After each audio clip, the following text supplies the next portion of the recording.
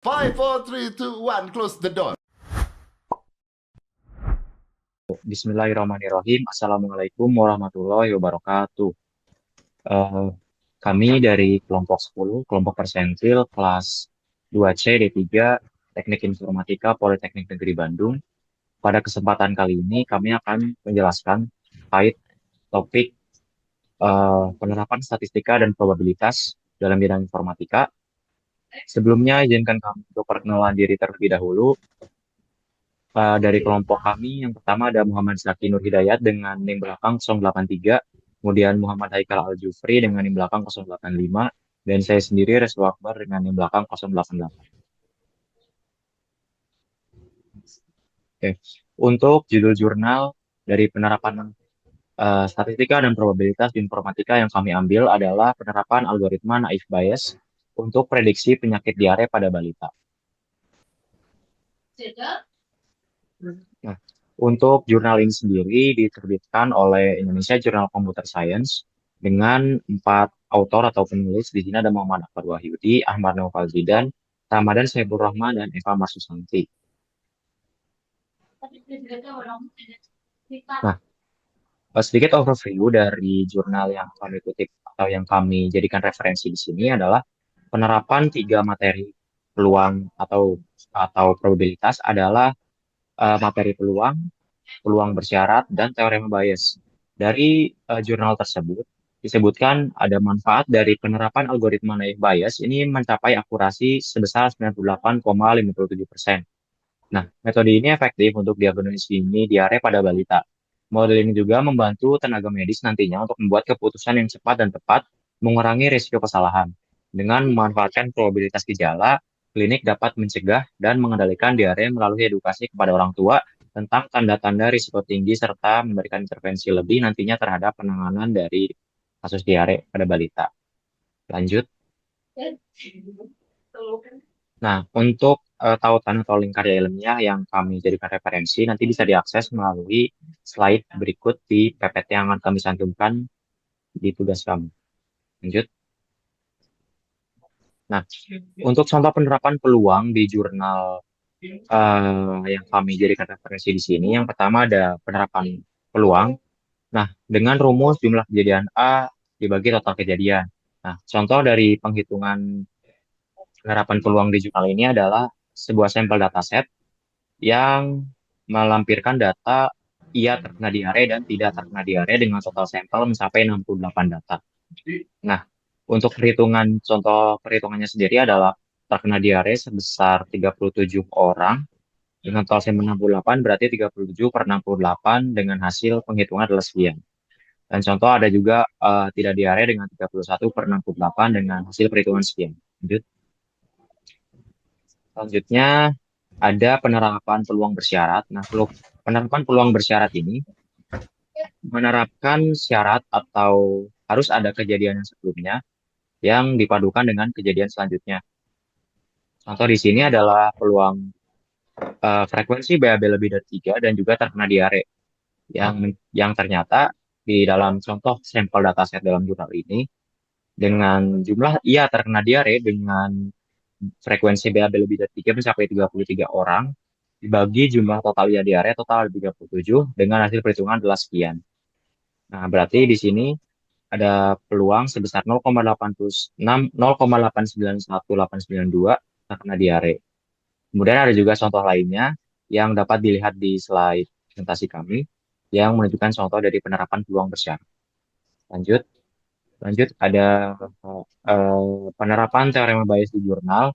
Di sini merupakan kombinasi dari penerapan peluang dan juga peluang bersyarat, di mana di sini disebutkan ada contoh adalah probabilitas untuk pasien tersebut terkena diare, di mana menerapkan peluang bersyarat, di mana perempuan yang terkena diare dihitung berdasarkan penerapan peluang bersyarat yang terkena diare.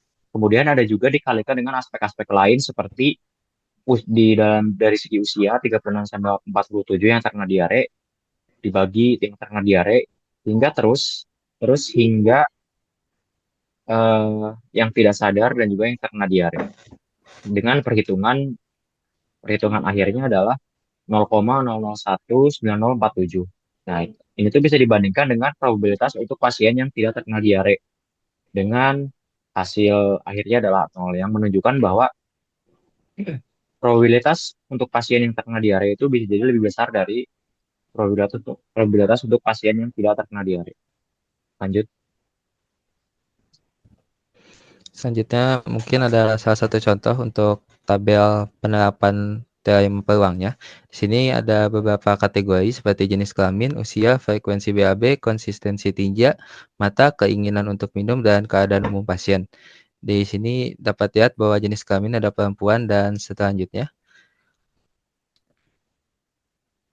Kemudian ini adalah tabel dari sumber yang disediakan pada jurnal. Dapat dilihat untuk laki-laki misalnya untuk kemungkinan diarenya sebesar 0,4 dan tidak diarenya 0,5 dan selanjutnya yang masih banyak. Selanjutnya ada hasil perhitungan dari kategori tadi yang sudah dipilih. Di sini hasilnya untuk ya diare kemungkinannya 0,0019 sekian dan untuk tidak diare kemungkinannya 0. Jadi dari kedua hasil tersebut dapat diprediksikan bahwa pasien tersebut eh, bakal terkena diare.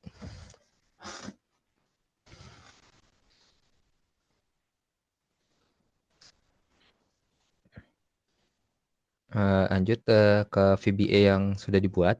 Di sini sama seperti biasa, untuk pertama kita mendeklarasikan terlebih dahulu Excel-nya, kemudian sheet-nya, dan variabel-variabel yang nanti akan digunakan. Kemudian memastikan semua kategori tadi sudah terisi pada rentang B30 hingga B36, di mana ketika ada kategori yang tidak terisi, maka akan memunculkan peringatan.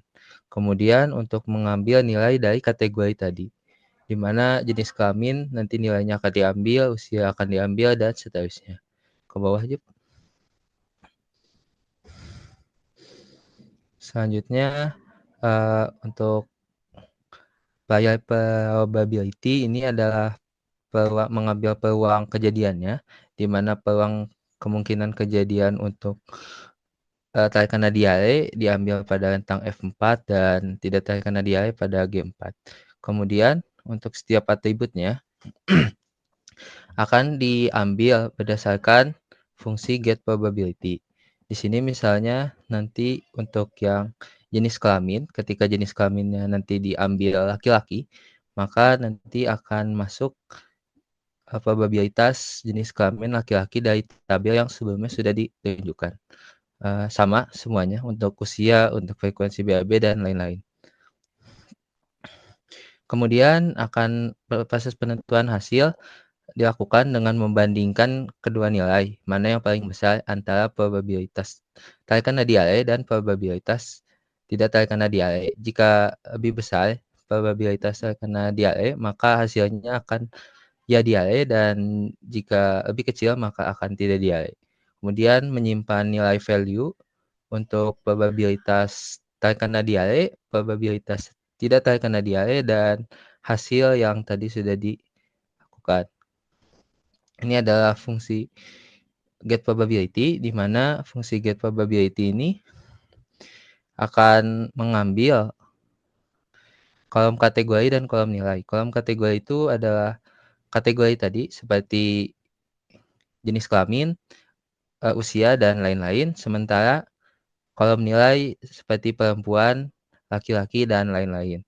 Di sini kolom probabilitas untuk yang terkena diare ada pada kolom 6, dan kolom probabilitas untuk yang tidak terkena diare ada kolom 7.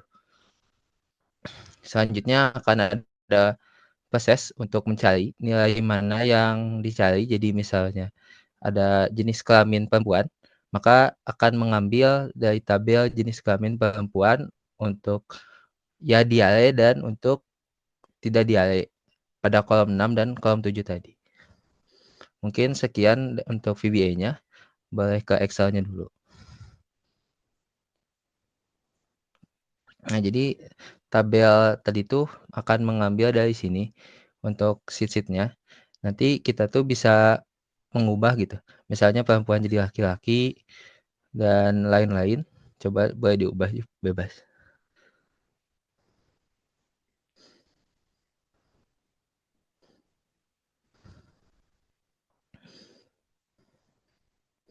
Nah, nanti ketika makelnya dijalankan, nah, maka akan muncul hasilnya bahwa peluang terjadinya diare di situ nol, peluang tidak terjadinya diare nol, maka hasilnya akan menjadi pasien tersebut diprediksi untuk tidak diare. Mungkin boleh lanjut ke Jupri. Baik. Berikutnya ada kesimpulan yang dapat kami simpulkan dari hasil praktikum ini. Ada 3 kesimpulan yang dapat kami ambil. Pertama, mengenai pemanfaatan algoritma ini dalam penerapan sehari-hari atau dalam ilmu informatika gitu. Pertama, akurasi Naive Bayes dalam memprediksi penyakit diare. Nah, ini pertama, metode ini terbukti sangat akurat dalam memprediksi penyakit diare pada balita. Tingkat akurasi itu mencapai 98,57% berdasarkan hasil penelitian. Sehingga jelas eh, pada jurnal ini dijelaskan bahwa penerapan algoritma ini tentunya akan sangat membantu dalam memprediksi diagnosis gitu. Diagnosis apakah bayi tersebut mengalami penyakit diare atau tidak. Kesimpulan berikutnya adalah penerapan probabilitas dalam kehidupan sehari-hari. Karena dalam jurnal ini sudah jelas gitu memberikan eh, bukti konkret bahwa penerapan probabilitas ini dapat diterapkan pada memprediksi diagnosis penyakit seperti tadi diare pada balita. Sehingga kami mendapatkan pemahaman baru gitu bahwa probabilitas ini dapat diimplementasikan ke dalam kehidupan sehari-hari lainnya seperti meliputi prediksi cuaca, analisis tren bisnis dan kesehatan ataupun banyak hal lainnya gitu seperti perhitungan dalam pertandingan dan lain-lainnya. Lalu kesimpulan terakhir adalah penerapan probabilitas di ilmu informatika. Nah, seperti yang tadi kasusnya adalah menganalisis diagnosis pada balita penyakit diare atau tidaknya. Ini juga termasuk dalam eh, machine learning atau data mining gitu. Kita dapat memprediksi seperti apa kemungkinannya dari jumlah data yang kita dapatkan gitu. Mungkin cukup yang kelompok kami sampaikan mengenai penerapan ilmu probabilitas dan statistika dalam informatika. Mohon maaf bila ada kekurangan dalam penyampaiannya. Wassalamualaikum warahmatullahi wabarakatuh.